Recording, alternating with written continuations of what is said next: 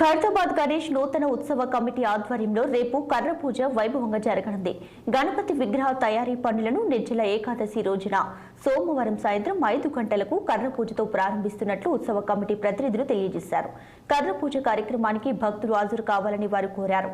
ఇక ఉత్సవ committee chairman Singari Sudarshan పరమపదించిన అనంతరం ఉత్సవ నిర్వాహక కుటుంబ సభ్యులతో కలిసి ఖైరతాబాద్ పుర ప్రముఖులతో కొత్త కమిటీని వేశామని గణేష్ ఉత్సవ కమిటీ ప్రధాన కార్యదర్శి మహేందర్ బాబు తెలియజేశారు.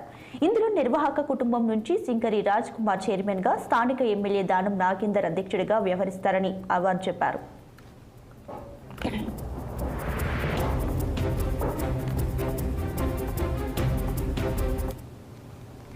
కర్ర పూజ సాయంత్రం 5 గంటలకు ఉంటది.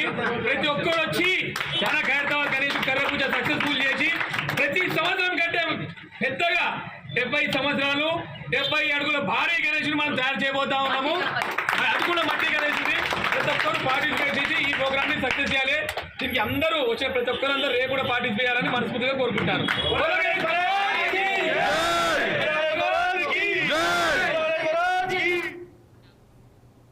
రైట్ టీవీ అప్డేట్స్ చూస్తూనే ఉండండి.